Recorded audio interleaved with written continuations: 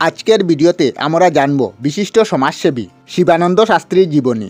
শিবানন্দ শাস্ত্রী 19 শতকের সমাজ সংস্কারক আন্দোলনের ইতিহাসে একজন আধ্যাত্মিক সংস্কারক, চিন্তক এবং লেখক হিসাবে বাংলার ইতিহাসে একজন সুপরিচিত নাম। কেশবচন্দ্রের প্রতিষ্ঠিত ভারতীয় ব্রহ্ম সমাজ থেকে বেরিয়ে গিয়ে তিনি বিদ্যালয় স্থাপন করেন এবং নারী পুরুষ নির্বিশেষে সিটি স্কুল এবং স্টুডেন্ট সোসাইটি স্থাপনের পাশাপাশি লেখক হিসাবে তার পরিচয় ছিল সুদূর পরিচয়। ভারতে প্রথম কিশোর মাসিক পত্রিকা, সেখান থেকে বিশ্বনাথ শাস্ত্রী নিয়মিত লিখতেন।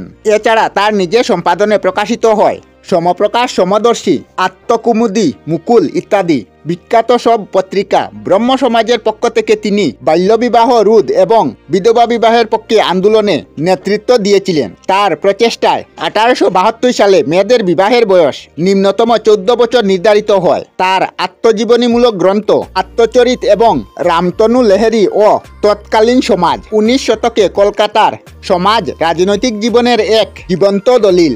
1847 সালের 31 জানুয়ারি দক্ষিণ পরগনা জেলার চিংড়িপ্রতা গ্রামে, বর্তমানে সুভাষনগর গ্রামে, মামার বাড়িতে বিশ্বনাথ শাস্ত্রী জন্মগ্রহণ করেন। তার প্রকৃত নাম শিবনাথ ভট্টাচার্য। তার পিতার নাম হরানন্দ ভট্টাচার্য। দক্ষিণ 24 পরগনা জেলার জয়নগর নীলামপুর পৌরসভার প্রথম পৌরপ্রধান ছিলেন। তাদের আদিনিবাস ছিল উড়িষ্যার জয়পুরে।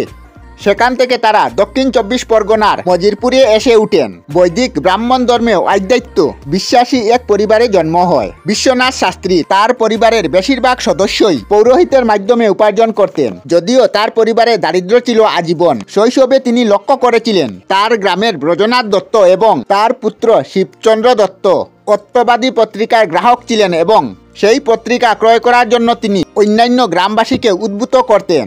পরবর্তীকালে বিশ্বনাথ শাস্ত্রী ব্রহ্ম সমাজের প্রতি আকর্ষণের মূল উৎস হয়তো এটাই। শিবনাথ শাস্ত্রীর প্রথম শিক্ষা সমাপ্তি হয় স্থানীয় পাঠশালায়। স্থানীয় সমাজবাদীদের অনুকূলে মজিলপুরে একটি ইংরাজি মাধ্যমিক স্কুল চালু হলে বিশ্বনাথ শাস্ত্রী সেই স্কুলে ভর্তি হন। 9 বছর বয়সে তিনি কলকাতায় এসে সংস্কৃত কলেজিয়েট স্কুলে ভর্তি হন।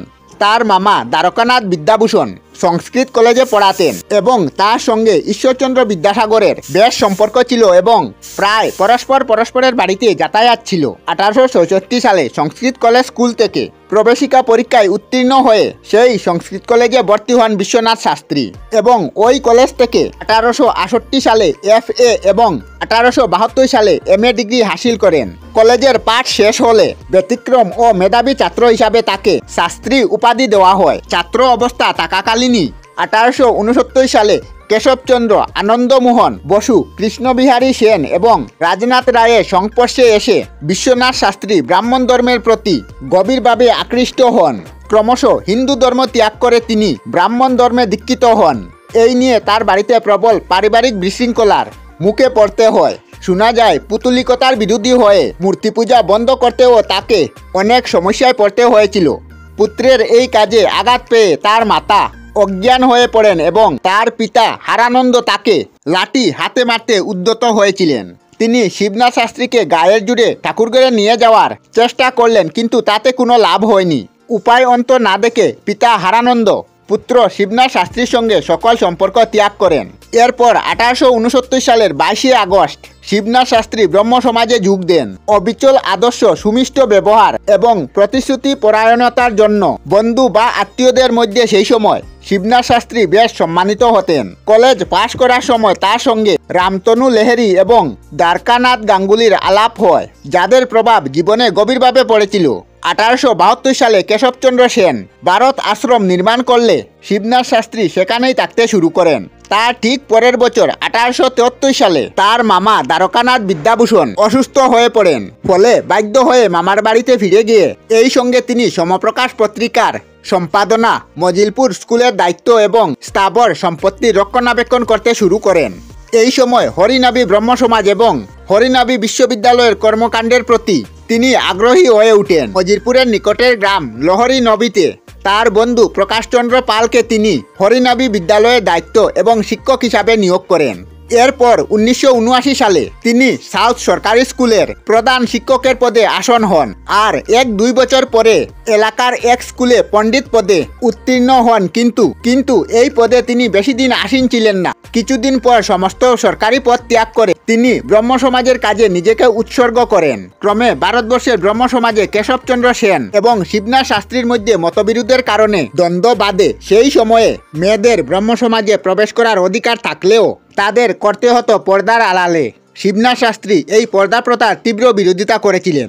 এই বিরুদ্ধ চরমে উঠে যখন কেশবচন্দ্রের কন্যা কুচবিহারের রাজাকে বিবাহ করেন, সেই সময় ব্রহ্ম সমাজ ভঙ্গন ধরে এবং 1878 সালে সাধারণ ব্রহ্ম সমাজ স্থাপন হলে শিবনাথ শাস্ত্রী সেখানকার আইনজীবন সদস্য পদ গ্রহণ করেন। সাধারণ ব্রহ্ম সমাজের প্রধান 5 জন সদস্য ছিলেন শিবনাথ শাস্ত্রী, কেদারনাথ রায়, নগেন্দ্রনাথ চ্যাটার্জি, কালিকানাথ দত্ত এবং উমেশচন্দ্র দত্ত, যাদের একসঙ্গে পঞ্চপ্রদীপ বলা হতো। ব্রহ্ম সমাজের ইতিব্রত বইতে শিবনাথ শাস্ত্রী জানতেন যে আনন্দনাথ বসু, শিবচন্দ্র দেব এবং উমেশচন্দ্র দত্তের অবদান সবথেকে বেশি ছিল। সাধারণ ব্রহ্ম সমাজের এই ব্রহ্ম সমাজের পক্ষ থেকে প্রথম প্রচারক হিসাবে নিযুক্ত হয়েছিলেন বিজয় কুমার গোস্বামী, রাম ঠাকুর বিদ্যারত্ন ও শিবনাথ শাস্ত্রী। তারা ভারতের দিকে দিকে ব্রাহ্মণ ধর্ম প্রচারের অগ্রণী ভূমিকা নিয়েছিলেন। এরপর শিবানন্দ শাস্ত্রী আনন্দনাথ বসুর সঙ্গে সিটি স্কুল এবং সিটি কলেজ স্থাপন করেন।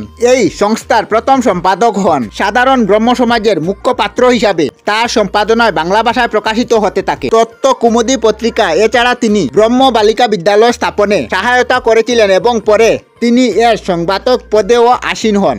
পাটনায় রামকৃষ্ণ রায় সেমিনার স্থাপন করার পাশাপাশি কলকাতায় তিনি গড়ে তুলেন সাধন আশ্রম, যেখানে আধ্যাত্মিক শিক্ষা এবং মিশনের কর্মীদের প্রশিক্ষণের ব্যবস্থা করা হতো। তিনি আনন্দমোহন বসুর সঙ্গে ইন্ডিয়ান অ্যাসোসিয়েশন স্থাপনেও অগ্রগতি ভূমিকা স্থাপন নিয়েছিলেন। একজন মিশনারি হিসাবে তিনি ভারতের বিভিন্ন জায়গায় ঘুরেছিলেন। 1879 সালে আগ্রা ও লাহোর ভ্রমণকালে শিবনাথ শাস্ত্রী, পায়েল অগ্নিহোত্রী এবং সর্দার দয়াল সিংহের সঙ্গে তার পরিচিত ঘটে। তারপর মুলতানা ও হায়দ্রাবাদ থাকাকালীন নাবাল রাও শকিরাম আডমানির সঙ্গে তার সাক্ষাৎ হয়। এরপর জাহাজে চড়ে মুম্বাইতে আসেন। সেখানে তিনি বালগঙ্গেশ আগলে, নারায়ণ ভান্ডারকর, মহাদেব গোবিন্দ রানা এবং আরও অনেকের সঙ্গে পরিচিত হয়। কোয়েম্বাটুরে ভ্রমণের সময় চেন্নাই ব্রহ্ম সমাজের সম্পাদক রঙ্গনাথন মুতাইয়ার সঙ্গে তিনি আলোচনা করেন ধর্ম স্থাপনের বিষয়ে। 1857 সালে দক্ষিণেশ্বরে প্রথম শ্রী রামকৃষ্ণ পরমহংস দেবের সঙ্গে তার সাক্ষাৎ ঘটে। 1919 সালে মডার্ন রিভিউ পত্রিকায় রামকৃষ্ণ পরমহংস দেবকে নিয়ে শিবানন্দ শাস্ত্রীর লেখা একটি প্রবন্ধ প্রকাশিত হয়েছিল। শুধু সমাজ সংস্কারক নয়, বরং লেখালেখির ক্ষেত্রেও একজন দক্ষ প্রবন্ধিক হিসাবে শিবনাথ শাস্ত্রী বেশ খ্যাতিমান ছিল। তার লেখা শ্রমজীব নামে একটি পত্রিকা 1874 সালে ভারত শ্রমজীবী নামে একটি পত্রিকায় প্রকাশ পায়। সমালোচকদের মতে শ্রীমজীবী সম্প্রদায়কে নিয়ে এটি প্রথম কবিতা। এছাড়াও পুষ্পমাল্য, পুষ্পাঞ্জলি, নির্বাসিতের বিলা, মাদ্রিকুসুম ইত্যাদি শিবনাথ শাস্ত্রীর উল্লেখযোগ্য কাব্যগ্রন্থ। তিনি বেশ কয়েকটি উপন্যাসও লিখেছিলেন, যার মধ্যে মেজ বউ, যুগান্তর, নয়নতারা ও বিধবার ছেলে উল্লেখযোগ্য। শিবনাথ শাস্ত্রীর লেখা রামতনু লেহেরি ও তৎকালীন বঙ্গ সমাজ ঐতি প্রকাশ পায়। 1904 সালে 19 শতকে কলকাতার সমাজ ও রাজনৈতিক অবস্থার এক জীবন্ত দলিল আত্মচরিত নামে তিনি একটি আত্মজীবনী লিখেন 1918 সালে। এছাড়া হিস্ট্রি অফ ব্রহ্ম সমাজ শিবানন্দ শাস্ত্রীর লেখা একটি গবেষণামূলক গ্রন্থ শিবানন্দ শাস্ত্রীর সম্পাদনায় প্রকাশিত হতো। মুকুল নামে বাংলার এক অন্যতম প্রধান শিশু কিশোরদের পত্রিকা। এছাড়া তিনি সমদর্শী ও সমালোচক নামে দুটি পত্রিকা সম্পাদন করতেন। অবশেষে 1919 সালে 30 সেপ্টেম্বর শিবানন্দ শাস্ত্রী দেহত্যাগ করেন। মৃত্যুকালে তার বয়স ছিল 72 বৎসর। আমরা আমাদের চ্যানেলে সব ধরনের ভিডিও আপলোড করি, যেমন ব্লগ, নিউজ, কুকিং ভিডিও, ধার্মিক আলোচনা ইত্যাদি। যদি আপনারা এই ধরনের ভিডিও দেখতে পছন্দ করেন তাহলে এই চ্যানেলটি নিশ্চয়ই সাবস্ক্রাইব করবেন। আমি আপনাদের সাথে বিদায়ক না, আজকের মতো বিদায় নিলাম। আর ভিডিওটি ভালো লাগে লাইক, শেয়ার ও কমেন্ট করবেন। ভিডিওটি সম্পূর্ণ দেখার জন্য অশেষ ধন্যবাদ।